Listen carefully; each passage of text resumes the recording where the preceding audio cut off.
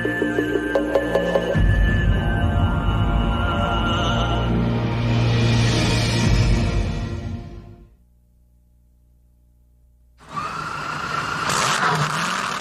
fuel hydros. They're akin to their landlocked counterparts, top fuel dragsters, but in this case, they race over the liquid quarter mile at speeds exceeding 200 miles per hour.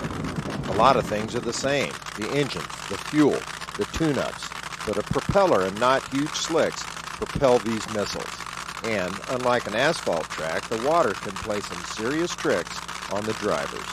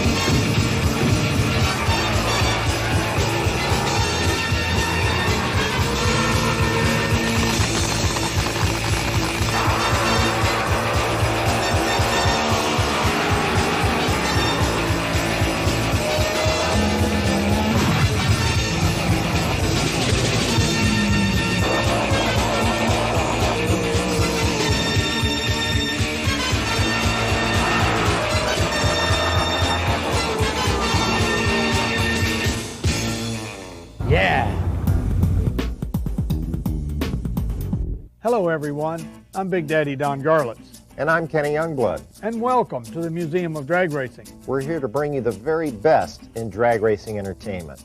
And this episode of Nitro Warriors is called Nasty Boats. That can only be drag boats. Top fuel hydros, in fact, from Firebird Lake in Phoenix, Arizona. We're going to see lots of crashes, unfortunately, and meet some of the stars like Ron Broxma and Kyle Walker. Kind of remind me of our two stars in Funny Car, John Force and Al Hoffman. They've been crashed and burned so many times, you would think it'd be over, and they just come back stronger and stronger. Well, these guys do too. We're going to see some neat engines today in the engine room collection here at the museum, as well as some of the other vehicles. So stay right there. We'll be back with Nasty Boats after this break. So stay tuned. These are nitromethane fuel running motors, just like the Funny Car or Top Fuel Dragster. These are capable of running 220, 230, 230 miles an hour and a quarter mile on the water. One of the most spectacular sights in all of motorsports is a blown fuel hydro on a good run. The rooster tail stretching nearly a quarter mile once the driver hits the finish line.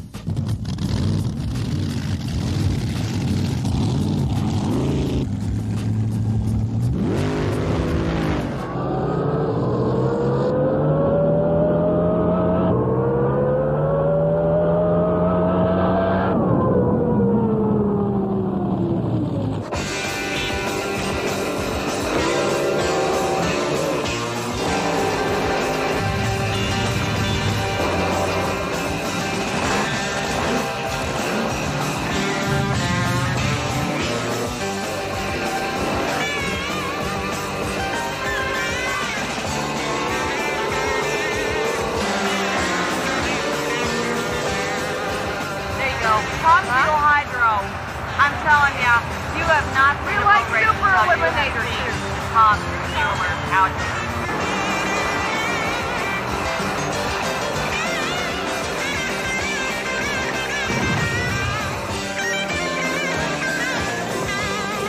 For class, I like them all. I like the top fuel hydros though. They gotta be the best.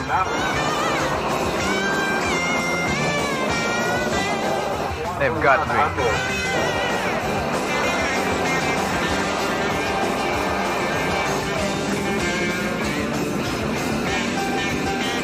Best combination in America, babes and boats.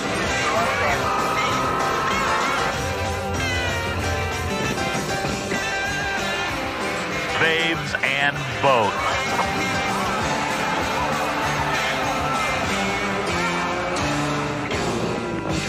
I love the smell of nitro.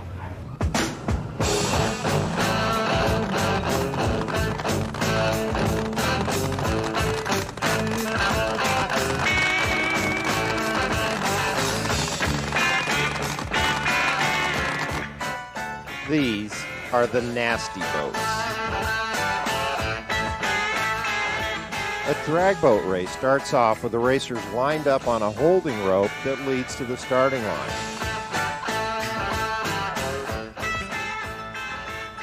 One by one, they wait their turn to pair off. Top Fuel Hydros are the kings of the sport, and they're why the crowd comes out.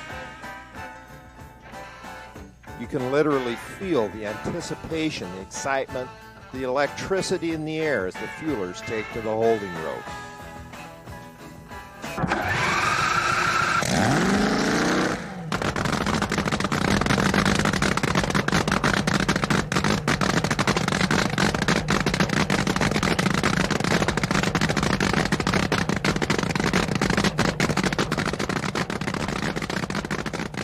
One of the most popular drivers is Kyle Walker in the Spirit of America.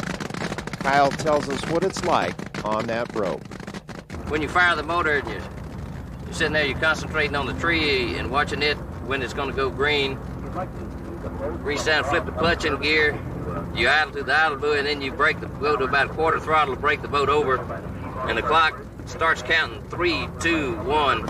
And when I see it go 2, about the time when you see it go 2 and you think about it, I go to the floor with it. The boat is literally trying to blow itself on top of the water. Then when you get through, you start easing off the accelerator, hit the first parachute, and then grab your manual chute, and then turn it off. That's it.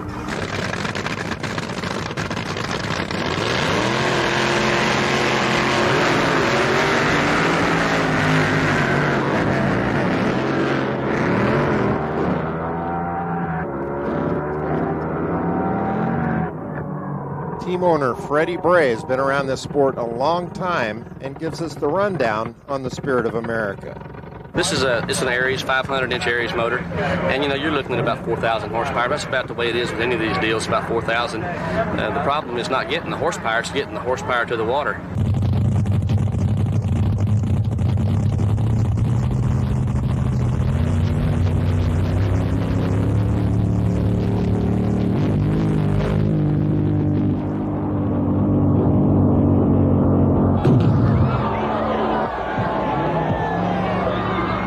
Running a Top Fuel motor on water is just about the same as racing on land, except when they blow up, you don't get the pieces back, unless you dive for them. Here in the museum's engine room are the same kinds of motors you see in drag boats, and there are plenty of reasons these things will explode.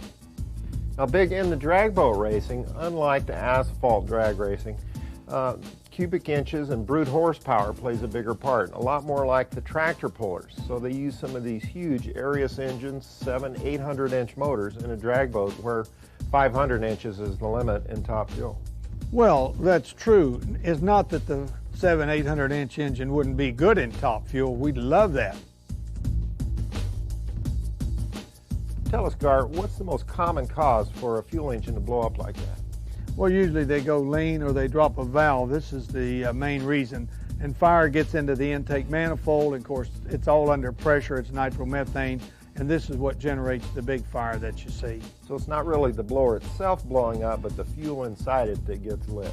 Yeah, the blower can't blow up. It's just aluminum. It's the fuel that's under pressure that is ignited by fire coming back out of the combustion chamber somehow that causes the explosion.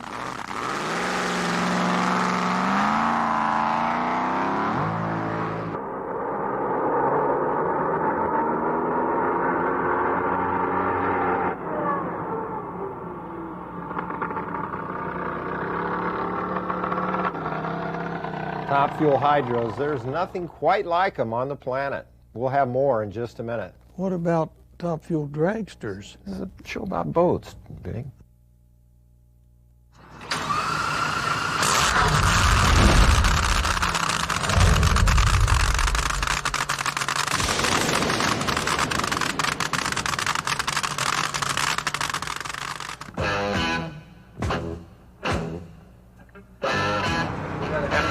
The boats are trailered back to the pit area where the engines are torn completely down, inspected, repaired, put back together, and then usually fired up before the next round of illuminations.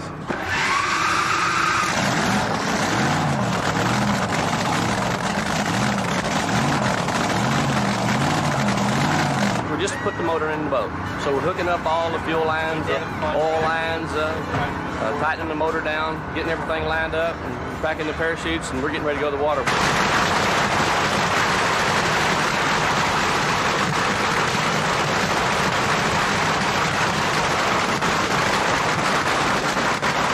3 guys that basically work on the motor, and then we have a man that works on the running hardware, which is the prop and the prop shaft, the coupler, and all the critical items. And I like the driver to do that because those are critical items, and if something were to break, he's responsible.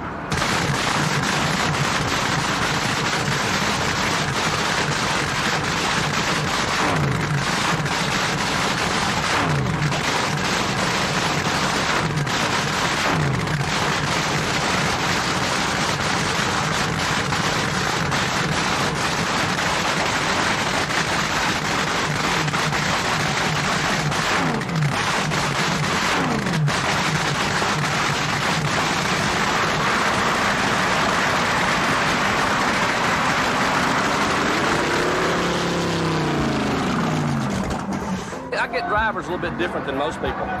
Whenever word gets out that you're looking for a driver, what I do is I have a test that they take. The person that scores the lowest is definitely not the brightest, so he gets to drive.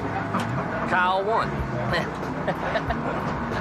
All of us get along great. We all work together, and Fred and I, we try to, every time after a run we come in and I tell him what the boat did and how it acted and reacted to the high speed or the leave or the shift or whatever, and then we come back and see what damage is done to the motor. So we really have a good working relationship, and everybody on the crew gets along great, and every time we go to a race we have a lot of fun. Oh, we just love the fast motors on the boats. The noise. And the noise. The noise. And the smell of nitro. It's great. They go really fast.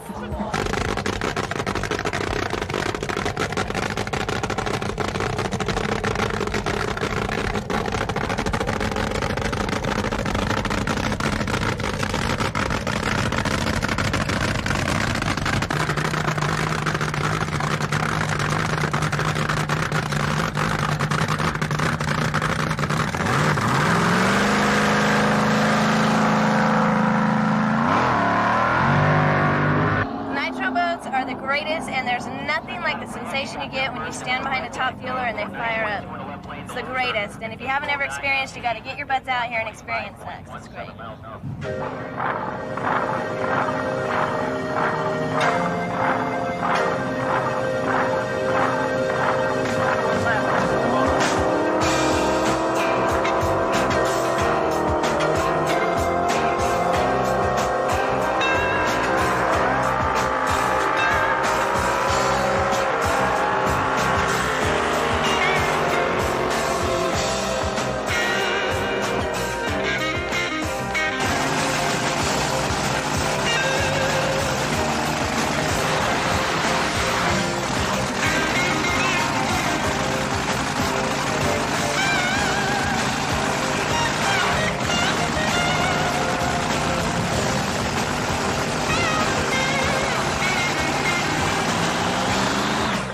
A blown alcohol hydroplane is an engine that's run on methanol for fuel. It's the restriction of the type of fuel that we can use.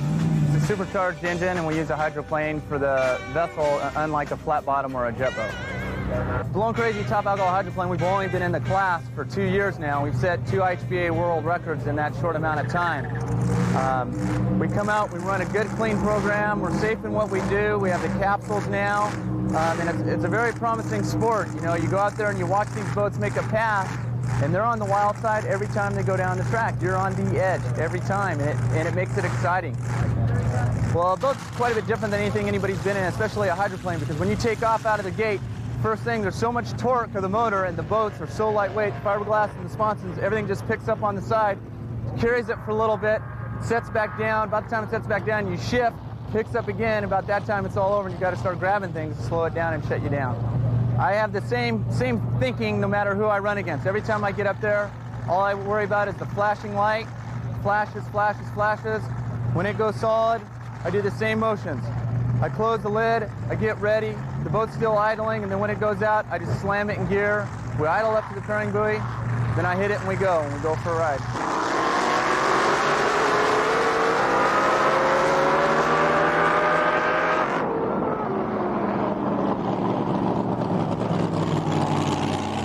Chutes are very interesting. In the open cockpit boats, especially, you really have to hang on because you're just sitting hanging onto the steering wheel and they throw you forward quite a bit. In the capsule boat, it's a little bit nicer now that when the chutes come out, we're strapped in, we're real secure in the boat and we don't have that problem of getting thrown into the dash nearly as hard because we're strapped. First thing we do is we hit the parachute, then I drop down, I hit the fuel shut off and then the kill switch. That way I make sure everything's off and there's no mishaps. If even for a second something sticks, throttle, anything stays in gear, you're going to be on the beach and you're going to hurt yourself, the boat, or maybe someone else that might be there. Watch Kyle Walker on the left side of your screen getting really squirrely off the line, and then Ron Broxma gets way out of shape, almost comes over in Kyle's lane. Both boats kicking up thousands of pounds of water in that 100-foot tall rooster tail. Drag boat fans love this sport and come out in droves. Look at the violent action as they try to get the horsepower to the water. The best views from the towers, we see Kyle Walker once again get a little bit out of shape and buried in the rooster tail from Gary Kincaid's Top Gun. Yes, the fans think their sport is number one, even when things go terribly wrong, just like the action you're about to see.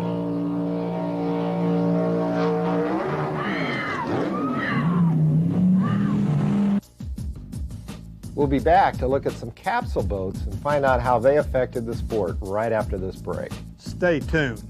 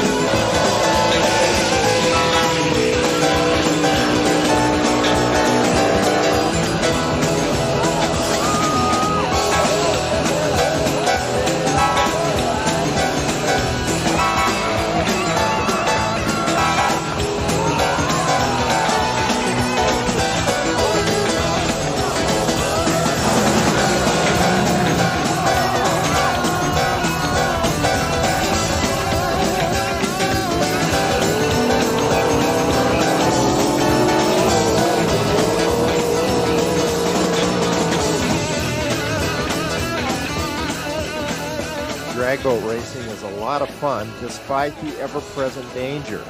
Seems like the machines get faster, the drivers go quicker, and the motors pump out more power every year. Amos Satterley, crew chief on the Madness, describes that power. And the fuel motor is about the most powerful engine in piston-driven boat out there, like 227 mile an hour and a quarter mile. That takes about 3,500 horsepower to do that. And the engine runs on nitromethane with a mixture of maybe 3 or 4% of methanol. Sometimes we'll add an igniter to help it fire, 2 mags, 2 spark plugs per cylinder, 2 valves per cylinder, billet head. And it takes a lot of work to build one of those engines. You got very sophisticated engines. You use all special cams, special pistons, rods, bearings. Everything is built especially for that engine. If you don't do it that way, it won't last and it won't run. The power comes out of the engine, comes through the transmission, goes into the Casale V drive. This transmits the power from the engine out through the propeller shaft, through the bottom of the boat. And the propeller being at the other end of the boat. All that that horsepower ends up on this little bitty propeller right here.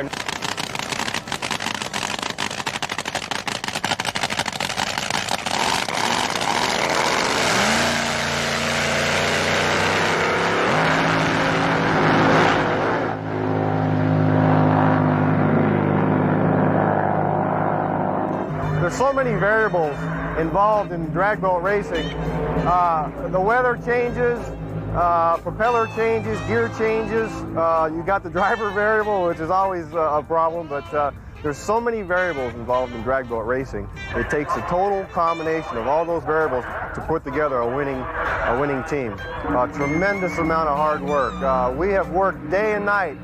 When we're not racing, we're home tuning this boat up. I mean, every night after work, we spend working on this boat, the whole team. I don't have a crew chief. We work so well together that I didn't want to say any one person was a crew chief because I didn't want anybody's feelings getting hurt. We work so well as a team that it wasn't necessary to delegate that particular duty to any one person. Everybody has a job, and if anybody has a problem with their job, we collectively get together and solve the problems as they come up. This has been a team job since we started, and teamwork is what has got us here today.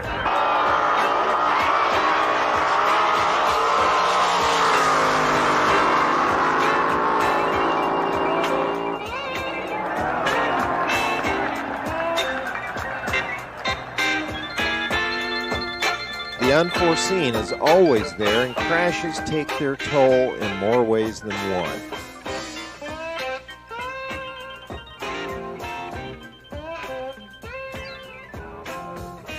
You'll see drag boats disintegrate during a run, tossing their drivers out of the boat and skipping across the water like a stone. That lake has got to be smooth. You catch a ripple or a wave the wrong way, and these boats just go airborne.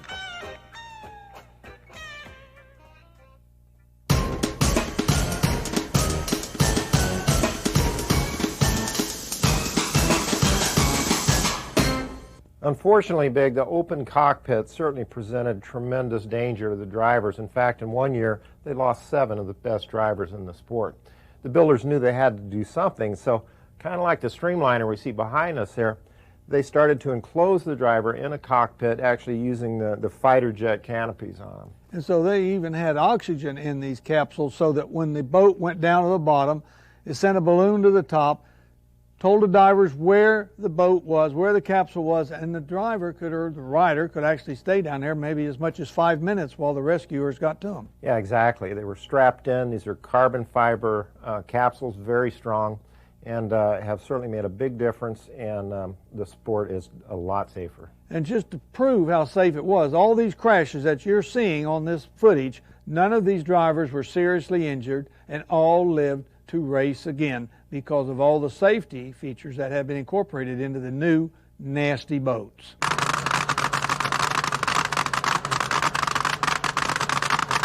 Well, I think that it made a big difference in the drag boats. When the drivers went to the capsules, they weren't having to hold themselves in the boats with their pure strength. They were strapped in, and they could drive the boats a lot easier and concentrate on what they were doing. Yeah, it makes a lot of sense.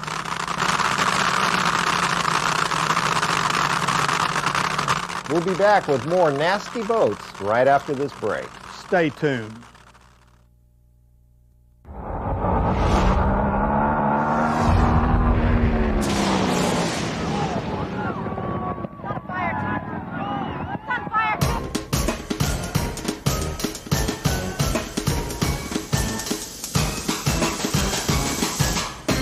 Well, off to the side of the main floor of the museum, you have the engine collection room. There's a lot of drag racing engines in there, as well as some strange motors, some of them also running drag boat racing. That's exactly right. We have a room here. You know, in my career, I always had a spare engine. And usually the engine didn't get used a lot because we didn't blow them up so much in those days. So we'd come to the end of the season, maybe going to put a lot new type of equipment or change a combination. And here was an engine, perfectly good. We know what to do with it. So I just set it aside. So it was nice. It ended up having a nice spare engine from almost every particular series or, you know, segment of the sport that I was involved in. We have it. And a lot of those engines were exactly what was being used in boats at that time. Another crossover in drag boat racing is with the personnel. There's been quite a few drag racing crew chiefs that have raced both on asphalt as well as the water. Namely, famous Amos Satterley, who raced for Mickey Thompson and Danny Ongais for years. He's the crew chief for Ron Broxma, who was a world champion drag boat racer. A driver that crossed over that hits me right in the head is Verdome. I remember him going out there in a drag boat and making a ride. Boy, he was really making it. Didn't back off just right, and that thing flipped over backwards at the timing trap. Yeah, I think that was his last trip to the boat races. First and last. However, there's been some others that have done pretty good. Dan Pastorini was one. You never know who'll show up at the drag boat races. Actually, this weekend's Grand Marshal is none other than former NFL quarterback, top fuel drag racer, and drag boat fan Dan Pastorini. Dan, you've raced a lot of different kind of vehicles. How does drag boat racing compare to asphalt drag racing? Well, Kenny, years ago I used to run a top fuel jet boat, and we were able to come here and set the world record 4 times, as a matter of fact, here at Firebird and Lake Ming. And I used to think that drag boat racing was pretty exciting until I got into a top fuel dragster. And then this is the first time I've been back on the scene as far as the drag boats are concerned. And when I saw a couple of these top fuel boats come down the quarter mile, the liquid quarter mile, my job's real safe in my dragster. That was a handling job and a half what I saw those guys do today. It's too risky for me. I heard that. Of course, the inception of the capsules made it a lot safer out here. I got a friend of mine, Gary McClendon, that was one of the pioneers as far as the capsules are concerned, and it has saved a lot of lives in boat racing, no question about that. And naturally, anytime you have a racing vehicle, whether it be boat cars or whatever, safety's the main factor, and those have definitely made a big improvement in the sport. Have you ever thought about driving a top fuel hydro yourself? I've thought about it. That's as far as it's going to go.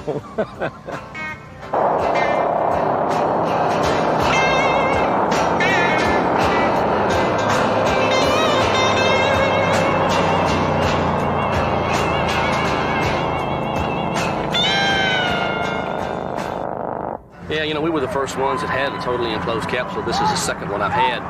I've been in this thing, like I say, it's my 17th year. I've seen a lot of my friends have lost their lives. A lot of them, marred for life, can't walk, paralyzed, whatever. And I saw the need for something like this, so I helped pioneer this deal, and it seems to be working. And just like you saw that crash a while ago, hey, he's all right. I'm going to shake hands with that guy this afternoon. 3 or 4 years ago, I couldn't have done that. I might be seeing him in the hospital at best. If you have a capsule, your chances are much, much better. Let that boat take the beating on the water and not your body.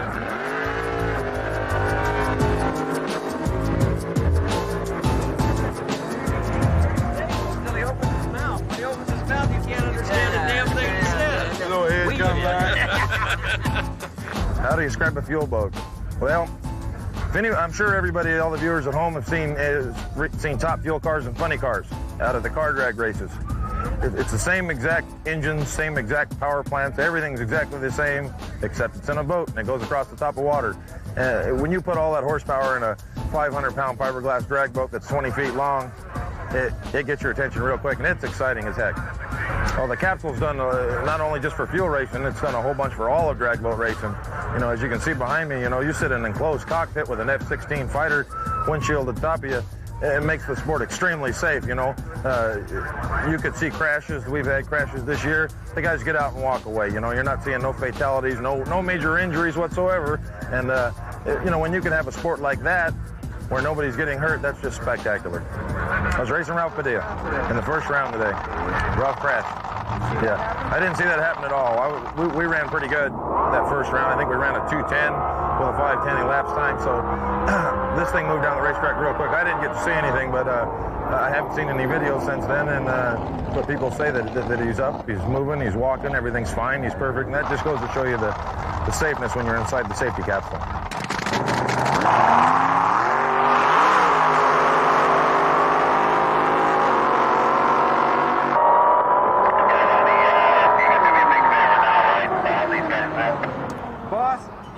They're not going to slow down. I don't know what you could really have anybody compare it to that they could even relate to how fast and how quick this happens. To cover a quarter mile on water in a little over 5 seconds at 200 miles an hour. It's hard to tell anybody, even people who've driven cars, how fast you're running, because somebody in a car would know, especially if it's been in drag racing, what it takes to run in the 5. So when it leaves the line and you come out the other end, the water's still in the air from when you hit it, so that's probably something you're not going to see out on your local lake.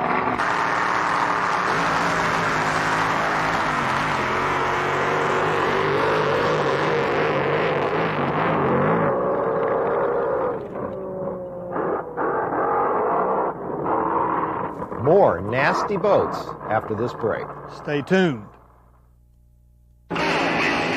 Starting, the main thing you got to watch for out here is to make sure all the safety equipment's in gear, all their boats are ready to run, no one catches any cables, make sure the boats aren't sinking, make sure the driver's got his equipment on and ready to go, and after that, the rest is up to the guy at the lights on the beach over there. Once the beach is ready to go, I tell him to fire him up, and we're off and running to races. In drag boat racing, the chief starter is stationed a little differently than at a drag strip. Here he's isolated on a raft in the staging area. All on his own, it's up to him to spot and fix any problems before they occur.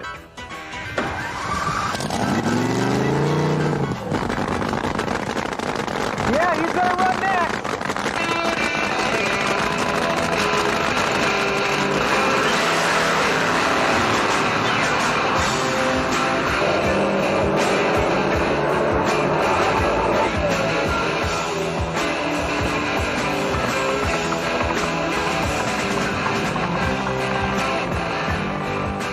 I started this sport 7 years ago.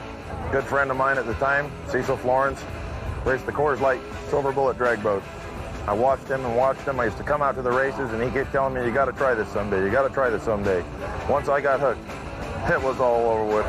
It was an experience like I never believed before. That thing, I've driven other boats before and they were fast and exciting and all that. And I got in the fuel boat and the first thing you do is you hold onto that holding rope down there at the starting line and you start the thing up, and the thing scares you to death. You hear that 4,000 horsepower behind you, and I thought, what in the heck are we doing here?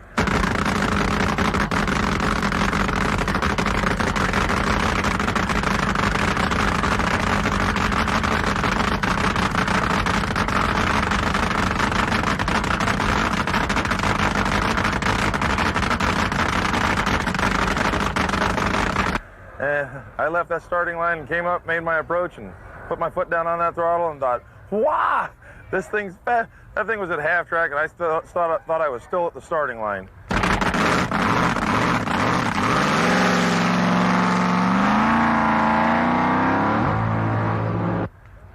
Those boats are fast.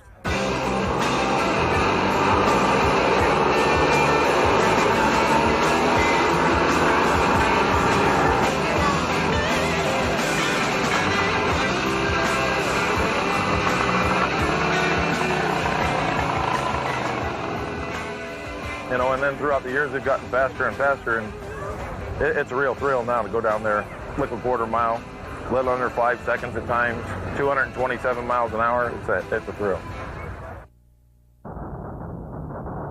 Mesmerizing. The only word you could use to describe a top fuel hydro motor warming up in the pits at night.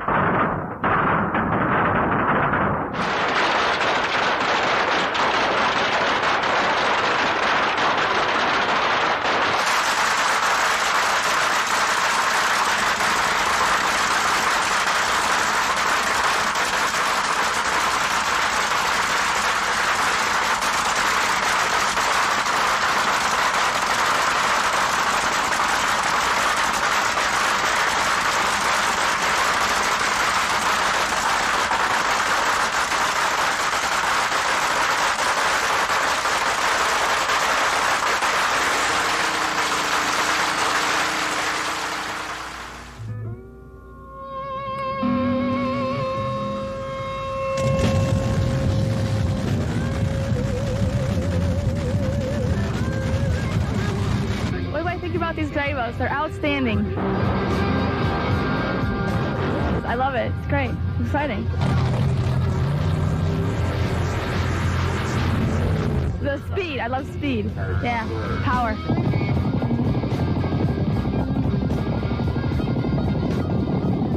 Ooh. I think it is very exciting.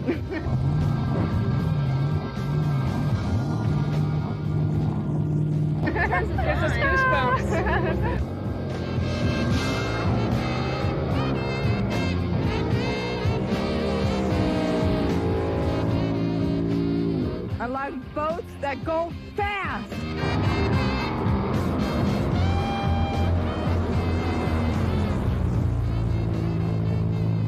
They're the modern day gladiators.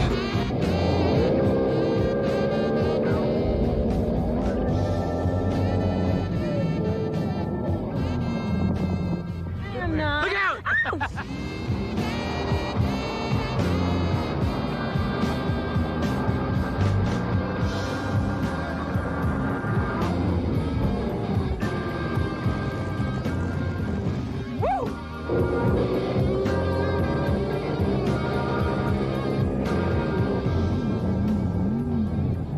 The noise.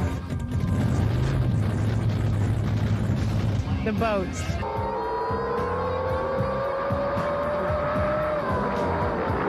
The speed.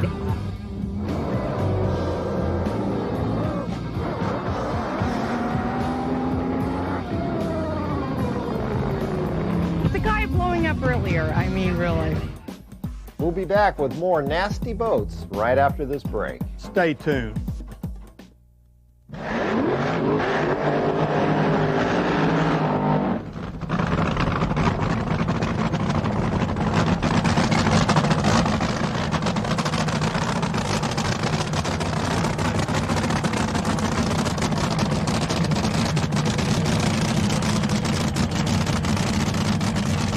Eddie Hill. Eddie Hill not only did pretty good, he was a literal phenomenon at the drag boat races. I mean, this guy was way ahead of everybody else. The first drag boat to run over 220 miles an hour set a record at 229 miles an hour when the other guys were barely able to break 200. But it almost got to Mr. Hill. He got hurt real bad, and he came back to drag racing, which was much safer. The boat racing was fairly safe, and then as we got over 200, it began to get a little edgy, and then 210 was a little out, and then 220, and then finally when we ran to 229, by that point of development, by that stage of development, it was very, very dangerous. It was almost a toss of a coin whether you'd make it all the way through or crash. It was at Firebird Lake in 1984 where Hill had the worst accident in drag boat history. It almost ended his career as well as his life. Hitting the water at over 200 miles an hour, he was severely injured from head to toe, with the most serious injuries to his eyes. It happened so fast, the cause remains a mystery. The cause of the accident, nobody knows. We've looked at the videotape of that run over and over, probably 200 times. And there's nothing really wrong. The boat didn't have any sort of mechanical problem. I didn't make a driver error. The water was good. The run was almost perfect. Beautiful, smooth rooster tail. The boat set up and ran 217 miles an hour, just very nice. No particular reason for it. In fact, that's one reason that we don't do it anymore, is because since we don't know what caused it, we don't know how we could prevent it. The most potentially dangerous part of it, the scariest part, was that when I hit the water face first, and the water got in behind my eyes and nearly pushed my eyes out. And I had a black eye all the way from my hairline to my hairline, and the whites of my eyes just turned blood red and stayed that way for a couple of months. I wondered at one time whether the whites of my eyes would ever be white again. He was bleeding pretty bad all over his face. He was bleeding out the eyes on both sides, and his helmet was filling up with blood, and he was cut all under his neck. And we couldn't take the helmet off then until we got to the hospital because we didn't know if he had any neck or spinal injuries. And oh, broken leg, arm, wrist bone. I've still got a little sinkhole right here that didn't heal up exactly right. This finger was broken in 4 places just between here and here. I had my Texas A&M ring on here, and it hit the water hard enough to break the bone 4 places just in that little short span. I can't even take credit for having enough sense to want to quit after that. But Gary Martin, who was sponsoring us at the time, had more sense than I did. He said, no, I'm not going to put you back in another boat. If I do, it'll kill you, and I don't want that on my conscience. And I finally realized, after being out of the boat long enough to back up and take a little more objective look at it, that he was probably right.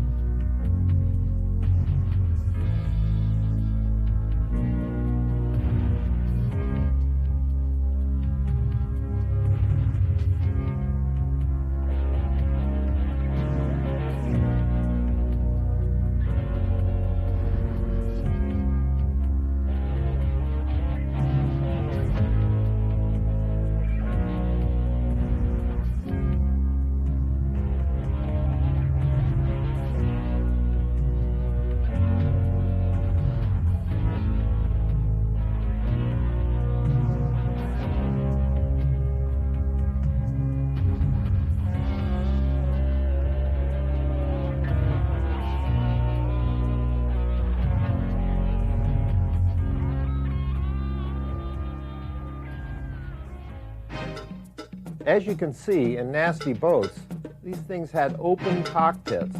That meant that it's just like a pleasure boat. All you had was a steering wheel and a small bucket seat. Yeah, kind of reminds me of the old sprint cars from the old days, not even having a belt. The guys didn't even have a belt. No seat belt. Then they would even put a parachute on their back if they got thrown out to try to slow them down, because hitting that water at high speed is just like hitting concrete. Exactly. It was a nasty boat. But in the earlier days, that was the standard equipment, was the life jacket with the parachute to hopefully slow you down once you came out of the boat and hit the water. Well, they wanted to be thrown out of the boat. They wanted to be thrown clear of all the engine and the debris if anything happened, because those things burst into 1,000 pieces, right? That's correct, or the parts would come around and bite the driver. Yep. I'm Bill Fauntleroy. I'm the owner of Lifeline Marine Safety Equipment. What I have here in my hands is a Lifeline parachute jacket. And what this is that there's a 12-foot parachute in here that's a deceleration device and slows down the driver when he has an accident situation. Down here is a ring that is a kill switch ring. All these race boats here have to have a kill switch, so if the driver's thrown from the boat, the motor will stop running. This parachute deploys in an accident situation and slows the driver down and decelerates them and puts them feet first, face up, safely into the water. What we have here is what is called a static line. This static line, when the driver gets in the boat, hooks up to the boat. In case of an accident, the driver's thrown from the race boat, this static line actually pulls out a 12-foot parachute. This is all done within 1 second from the time the man leaves the bucket seat. Big, these nasty boats are fast, exciting, and powerful, but they're extremely dangerous, and there's probably not a whole lot of prize money up. Why would somebody want to drive a drag boat? The same reason that somebody would want to drive a dragster. There's very few people make any money driving dragsters, and they're thrilling, powerful, and fast, just like the drag boats. It costs a lot of money to do it. But most of the guys out there are doing it for one thing and one thing only. That's the thrill of the race and working on them and being out there, being part of that action. And I think that works for the boats. I think it works for tractor pulling. I think it works for anything. It's the thrill of going fast and being part of it. Yeah, it's a lot of fun. I think, you hate to see people wreck, but, it's like that one that disintegrated. It was good to see that he only got a broken arm out of it and thing, but it's pretty neat. I really enjoy it.